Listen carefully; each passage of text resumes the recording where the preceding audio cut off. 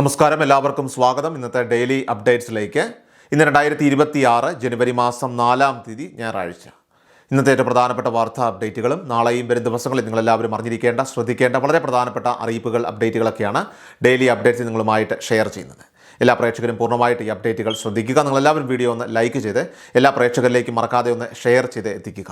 നമ്മുടെ വാട്സപ്പ് ഗ്രൂപ്പിൽ ജോയിൻ ചെയ്യുക. വാർത്തകളും അറിയിപ്പുകളും എല്ലാ ദിവസവും കൃത്യമായി നിങ്ങൾക്ക് വാട്സപ്പ് ഗ്രൂപ്പിൽ ലഭ്യമാകും. വാട്സപ്പ് ഗ്രൂപ്പിൻ്റെ ലിങ്ക് വീഡിയോയുടെ ഡിസ്ക്രിപ്ഷനിൽ തന്നെ കമൻറ്റിൽ നൽകിയിട്ടുണ്ട്. സോ എല്ലാ പ്രേക്ഷകരും മറക്കാതെ ഏതെങ്കിലും ഒരു ഗ്രൂപ്പിൽ ജോയിൻ ചെയ്യുക.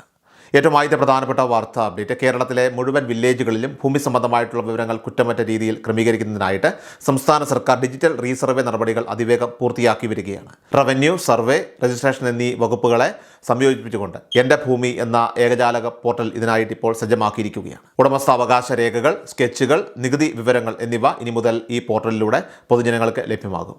പഴയകാലത്തെ ചെയിൻ സർവേ രീതിയിലുണ്ടായിരുന്ന പിഴവുകൾ പരിഹരിച്ച് DGPS, ടോട്ടൽ സ്റ്റേഷൻ തുടങ്ങിയ ആധുനിക സാങ്കേതിക വിദ്യകളൊക്കെ ഉപയോഗിച്ചാണ് നിലവിൽ അതിരുകൾ ഇപ്പോൾ നിശ്ചയിക്കുന്നത്. ഡിജിറ്റൽ റീസർവേ പൂർത്തിയാകുന്നതോടെ ഓരോ ഭൂവുടമയ്ക്കും QR കോഡ് സഹിതമുള്ള ഡിജിറ്റൽ പ്രോപ്പർട്ടി കാർഡ് ലഭിക്കുന്നതാണ്.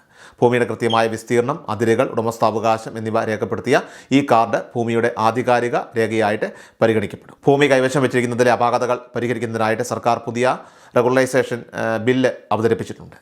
ആധാരത്തിൽ രേഖപ്പെടുത്തിയതിനേക്കാൾ കൂടുതൽ ഭൂമി തർക്കരഹിതമായിട്ട് ഒരാളുടെ കൈവശമുണ്ടെങ്കിൽ നിശ്ചിത ഫീസ് അടച്ച് അത് നിയമപരമായിട്ട് സ്വന്തമാക്കാൻ ഈ നിയമത്തിലൂടെ സാധിക്കും. എന്നാൽ കയ്യേറ്റ ഭൂമികൾക്ക് ഈ ആനുകൂല്യം ലഭ്യമാകില്ല. 2026 കേരളത്തിലെ ഭൂമി രജിസ്ട്രേഷൻ സംവിധാനം പൂർണ്ണമായിട്ടും ഡിജിറ്റൽ രൂപത്തിലേക്ക് മാറുകയാണ്. ഇതിൻ്റെ ഭാഗമായി ഭൂമി കൈമാറ്റം ചെയ്യുമ്പോൾ ഡിജിറ്റൽ പ്രീമ്യൂട്ടേഷൻ സ്കെച്ച് നിർബന്ധമാക്കിയിട്ടുണ്ട്. കൂടാതെ ആധാരമെടുത്ത് കഴിഞ്ഞാലുടൻ വില്ലേജ് ഓഫീസുകളിൽ പോക്കുവരവ് നടപടികൾ തനിയെ പൂർത്തിയാകുന്ന ഓട്ടോ മ്യൂട്ടേഷൻ സംവിധാനവും നിലവിൽ വന്നിരിക്കുകയാണ്. രജിസ്ട്രേഷൻ രംഗത്തെ സുതാര്യത ഉറപ്പാക്കുന്നതിനായിട്ട് ആധാർ അധിഷ്ഠിത ബയോമെട്രിക് വെരിഫിക്കേഷൻ നിർബന്ധമാക്കിയിട്ടുണ്ട്. ഇത് ആൾമാറാട്ടം പോലുള്ള ക്രമക്കേടുകൾ തടയാനായിട്ട് സഹായിക്കും. നിലവിൽ 8% സ്റ്റാമ്പ് ഡ്യൂട്ടിയും 2% രജിസ്ട്രേഷൻ ഫീസുമാണ് ഇപ്പോൾ ഈടാക്കുന്നത്. എൻ്റെ ഭൂമി പോർട്ടൽ വഴി ഓൺലൈനായിട്ട് നികുതി അടയ്ക്കാനുള്ള സൗകര്യവും ഇപ്പോൾ ലഭ്യമാണ്. സർവേയുമായി ബന്ധപ്പെട്ട പരാതികൾ വില്ലേജ് തലത്തിൽ തന്നെ പരിഹരിക്കുന്നതിനായിട്ട് പ്രത്യേക സംവിധാനങ്ങളും ഒരുക്കിയിട്ടുണ്ട്. പൊതുജനങ്ങൾക്ക് സ്വന്തം ഭൂമിയുടെ നിലവിലെ സർവേ സ്റ്റാറ്റസ് അറിയുന്നതിനായിട്ട് എൻ്റെ ഭൂമി.kerala.gov.in എന്ന വെബ്സൈറ്റ് സന്ദർശിക്കാവുന്നതാണ്. അടുത്ത പ്രധാനപ്പെട്ട വാർത്താ അപ്ഡേറ്റ്: സംസ്ഥാനത്തെ സർക്കാർ എയ്ഡഡ് വിദ്യാഭ്യാസ സ്ഥാപനങ്ങളിൽ 9-10 ക്ലാസ്സുകളിൽ പഠിക്കുന്ന ന്യൂനപക്ഷ മതവിഭാഗങ്ങളിലെ വിദ്യാർത്ഥികൾക്കായിട്ട് സ്കോളർഷിപ്പിന് അപേക്ഷിക്കാനുള്ള അവസരം ഒരുങ്ങുന്നു. നിലവിൽ മറ്റ് സ്കോളർഷിപ്പുകൾക്ക് അപേക്ഷിച്ചിട്ടില്ലാത്ത വിദ്യാർത്ഥികൾക്ക് ഈ ആനുകൂല്യത്തിനായിട്ട് ഇപ്പോൾ അപേക്ഷ സമർപ്പിക്കാവുന്നതാണ്. ഗ്രാൻസ് വെബ്സൈറ്റ് വഴിയാണ് നിങ്ങൾ ഓൺലൈനായിട്ട് അപേക്ഷകൾ നൽകേണ്ടത്. അപേക്ഷകർക്ക് അക്ഷയ സെൻ്ററുകളിലോ മറ്റ് ഓൺലൈൻ സർവീസ് സെൻ്ററുകളിലോ എത്തി ഇതിനെക്കുറിച്ചുള്ള കൂടുതൽ വിവരങ്ങൾ ചോദിച്ചറിയാൻ സാധിക്കുന്നതാണ്. ആവശ്യമായ അനുബന്ധ രേഖകൾ കൃത്യമാണെന്ന് ഉറപ്പുവരുത്തിയ ശേഷം എത്രയും വേഗം അപേക്ഷകൾ സമർപ്പിക്കുക. ഈ ജനുവരി മാസം 15-ാം തീയതി വരെ മാത്രമായിരിക്കും അപേക്ഷിക്കാനുള്ള അവസാന കാലാവധി ഉണ്ടാവുക. അടുത്ത പ്രധാനപ്പെട്ട വാർത്താ അപ്ഡേറ്റ്: സ്ത്രീകളുടെ സാമ്പത്തിക ഭദ്രത ഉറപ്പുവരുത്തുന്നതിനായിട്ട് സർക്കാർ നടപ്പിലാക്കുന്ന സ്ത്രീ സുരക്ഷാ പെൻഷൻ പദ്ധതിയുടെ ആനുകൂല്യങ്ങൾ ഉടൻ തന്നെ ഗുണഭോക്താക്കളുടെ അക്കൗണ്ടുകളിലേക്ക് ലഭ്യമായി തുടങ്ങും. BPL വിഭാഗത്തിൽപ്പെട്ട 35-നും 60 വയസ്സിനും ഇടയിൽ പ്രായമുള്ള സ്ത്രീകൾക്ക് പ്രതിമാസം 1000 രൂപ വീതം ലഭിക്കുന്ന ഈ ക്ഷേമ പദ്ധതിയിലേക്ക് അർഹരായവർ എത്രയും വേഗം അപേക്ഷകൾ സമർപ്പിക്കേണ്ടതാണ്. ജനുവരി മാസത്തിൽ ആദ്യ ഗഡു വിതരണം ചെയ്യാനാണ് നിലവിൽ തീരുമാനിച്ചിരിക്കുന്നത്. ആനുകൂല്യങ്ങൾ മുൻകാല പ്രാബല്യത്തോടെയാണ് വിതരണം ചെയ്യുന്നതെങ്കിൽ നവംബർ മാസം മുതലുള്ള കുടിശ്ശിക ഉൾപ്പെടെ ഏകദേശം 3000 രൂപയോളം ഗുണഭോക്താക്കൾക്ക് ലഭിക്കാൻ സാധ്യതയുണ്ട്.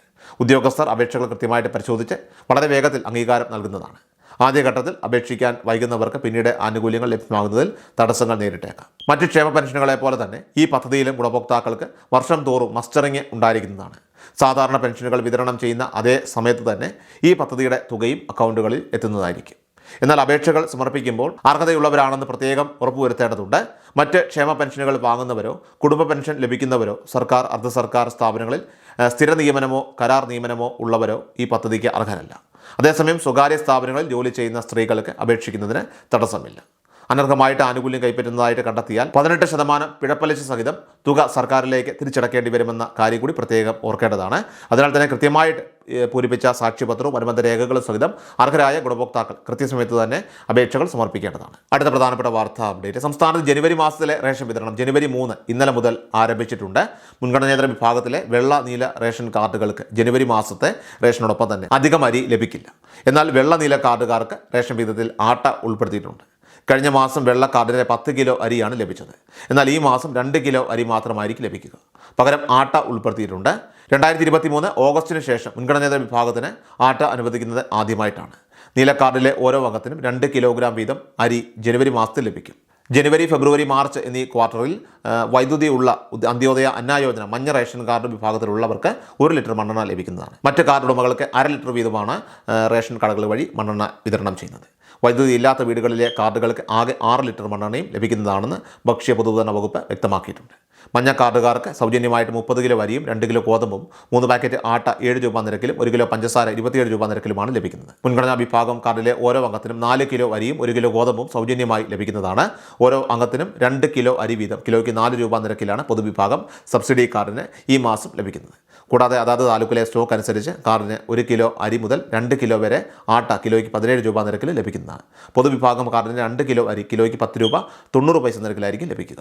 ഏറ്റവും അവസാനമായിട്ട് സംസ്ഥാനത്തെ സ്വർണ്ണവില പരിശോധിച്ചാൽ സംസ്ഥാനത്ത് ഈ വർഷത്തെ ആദ്യ ഇടിവുമായി സ്വർണ്ണവില. ശനിയാഴ്ച ജനുവരി 3-ാം തീയതി 22 കാരറ്റ് സ്വർണ്ണത്തിന് ഗ്രാമിന് 35 രൂപ കുറഞ്ഞ് 12,450 രൂപയിലും പവന് 280 രൂപ കുറഞ്ഞ് 99,600 രൂപയിലുമാണ് വ്യാപാരം പുരോഗമിച്ചത്. സോ ഡെയിലി അപ്ഡേറ്റ്സ് പൂർണ്ണമാവുകയാണ്. എല്ലാവരിലേക്കും നിങ്ങൾ ഈ അപ്ഡേറ്റ്സ് ഇപ്പോൾ തന്നെ ഷെയർ ചെയ്യുക. നമ്മുടെ വാട്സ്ആപ്പ് ഗ്രൂപ്പിൽ ജോയിൻ ചെയ്യുക. വാർത്തകളും അറിയിപ്പുകളും എല്ലാ ദിവസവും കൃത്യമായി നിങ്ങൾക്ക് വാട്സ്ആപ്പ് ഗ്രൂപ്പിൽ ലഭ്യമാകും. വാട്സ്ആപ്പ് ഗ്രൂപ്പിൻ്റെ ലിങ്ക് വീഡിയോയുടെ ഡിസ്ക്രിപ്ഷനിൽ അതോടൊപ്പം തന്നെ കമൻറ്റിൽ നൽകിയിട്ടുണ്ട്. സോ എല്ലാ പ്രേക്ഷകരും മറക്കാതെ ഏതെങ്കിലും ഒരു ഗ്രൂപ്പിൽ ജോയിൻ ചെയ്യുക. വാർത്തകൾ എല്ലാവരിലേക്കും ഷെയർ ചെയ്യുക. വീണ്ടും ഡെയിലി അപ്ഡേറ്റ്സുമായിട്ട് നമുക്ക് നാളെ കാണാം. അതുവരേക്കും നന്ദി, നമസ്കാരം. കൃഷൽ മീഡിയ എല്ലാ ദിവസവും വാർത്തകളും അറിയിപ്പുകളും ഡെയിലി അപ്ഡേറ്റ്സും ലഭിക്കാൻ ഇപ്പോൾ തന്നെ ചാനൽ സബ്സ്ക്രൈബ് ചെയ്യുക, ഫോളോ ചെയ്യുക. നിങ്ങളുടെ ലൈക്കും ഷെയർ നൽകി ഞങ്ങളെ സപ്പോർട്ട് ചെയ്യുക. നിങ്ങളുടെ അഭിപ്രായങ്ങൾ കമന്റ് ബോക്സിൽ രേഖപ്പെടുത്തുക.